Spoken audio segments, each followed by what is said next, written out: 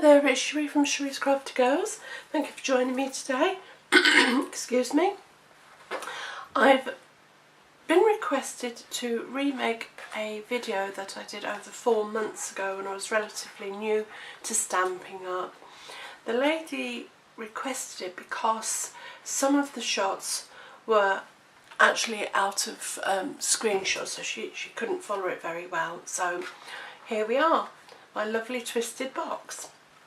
And for the twisted box you're going to need a piece of cardstock or DSP that measures 12 inches by 9.5, and if it has a pattern that has a designated way that you would like it to flow, the box stands tall from the short side, the 9.5 inch at the top, so the pattern would flow this way.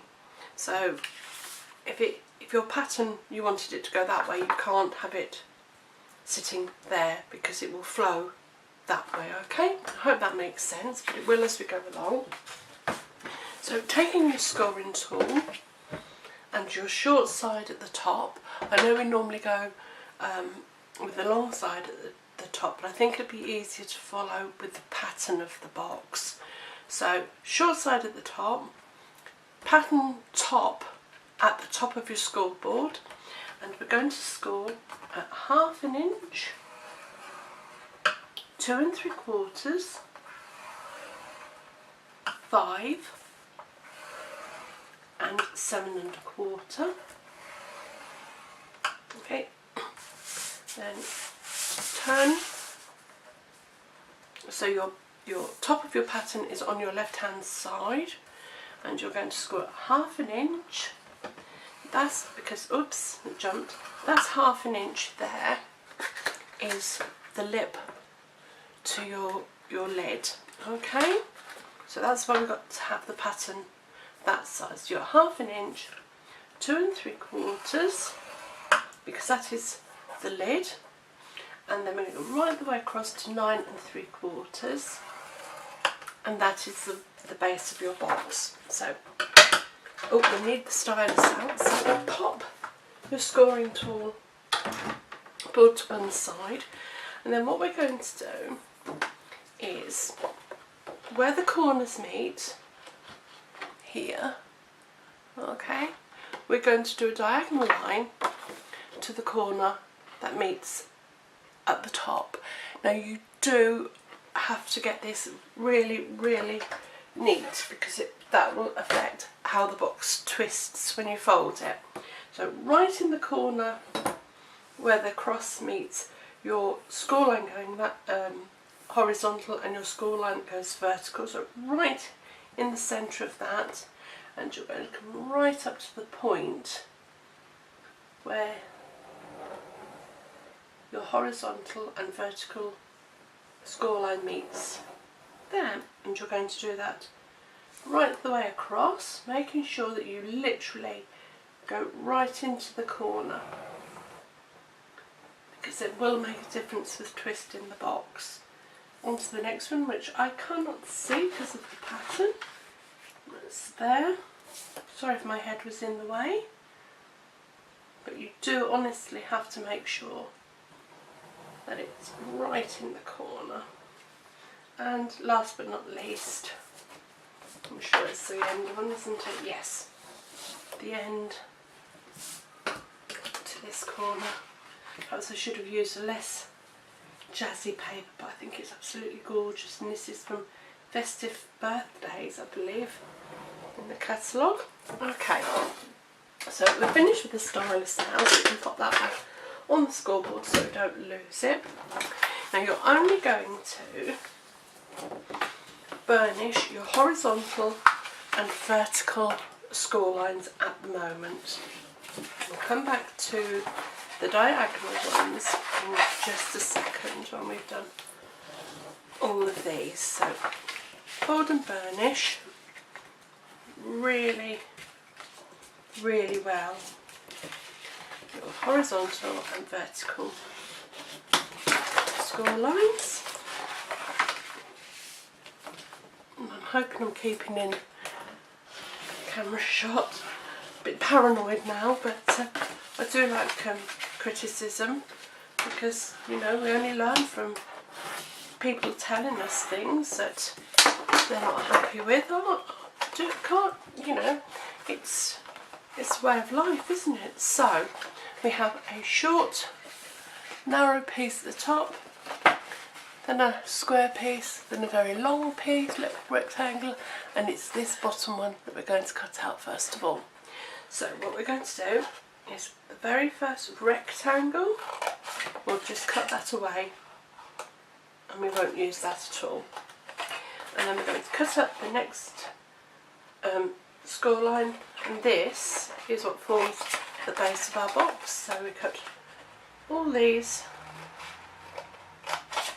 to the top score line, first score line,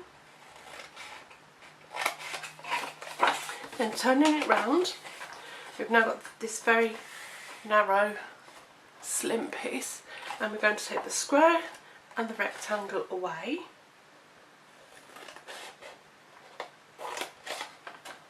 Like so, and then we cut down the next 3 score lines. No, I beg your pardon, we're going to cut down just this score line to start off with, beg your pardon, and then we're going to remove this long narrow piece at the top. We just take all of that away and make it as neat as you possibly can. Probably would have been better with my bigger scissors, but never mind. Now we cut down the rest of the score lines.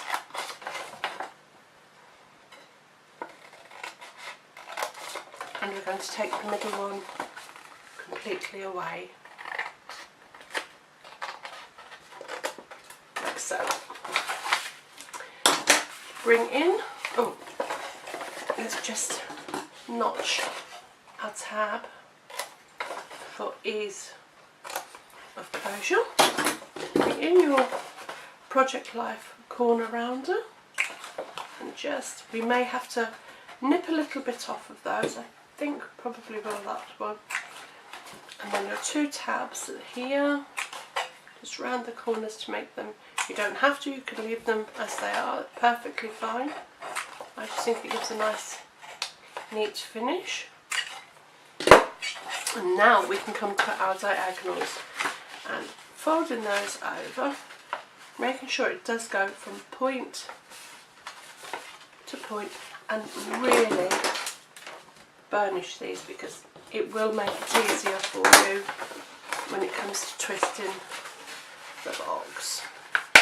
So corner to corner, all the way across these, making sure it does really go to the corner and burnish. See that one just slightly out, can you see? And that will make it a bit more difficult when we come to fold it if we don't get it right now. So really burnish, and your last one, there we go, there we are. So now what we're going to do is take some sticky strip or fast fuse, you can, or Tombow, that would be fine as well, straight down your tab.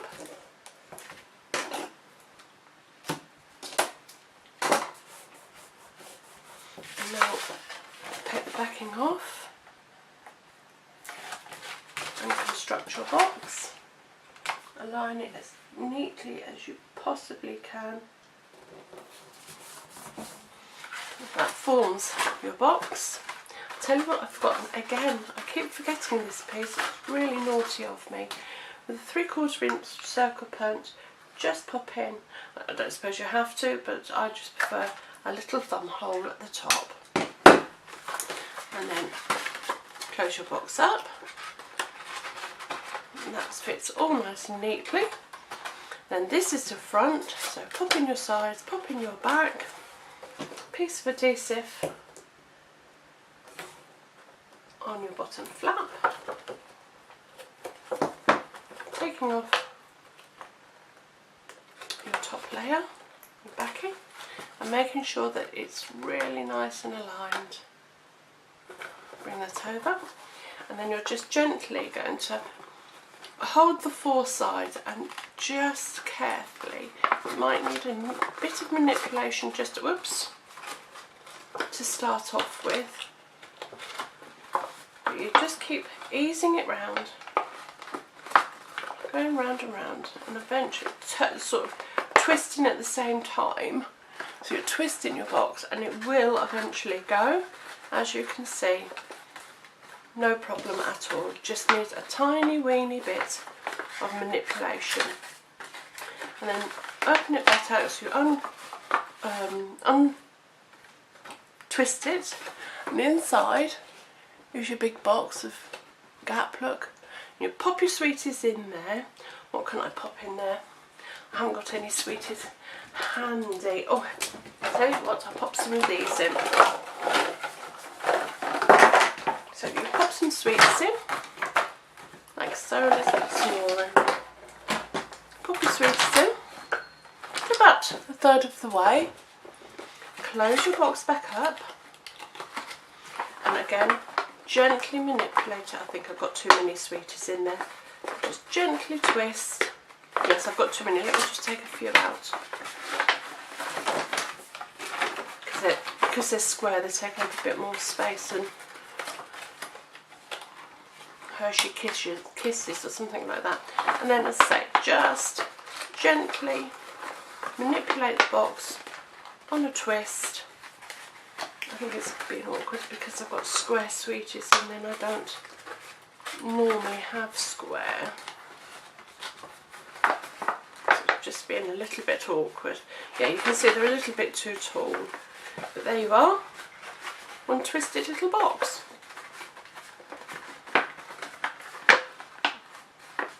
Oh, it's looking awful because I've put square sweeties in there and it doesn't like it.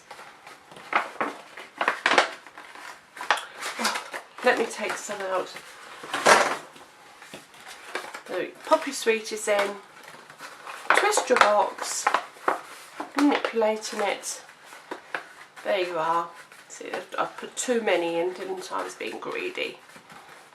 And there you are. So you've got sweeties in the bottom, and then you pop some more sweeties in the top, like so. And there you are. Well, I hope that was a better video for you, and I hope you enjoyed it a little bit more. I hope my head wasn't in the way or anything like that. If you did enjoy the tutorial, please like and subscribe or leave me a comment. I love to hear from you. If you'd like to purchase any of the products used, I mean, it's only one sheet of 12 by 12 cardstock and some adhesive, but if you'd like to purchase them from my shop, the link is below. If you'd like to come and join my team, the link again is below, or you'll find them all on my blog along with the measurements for this box. Well, I hope you've enjoyed that one better. Until next time, take care. Bye.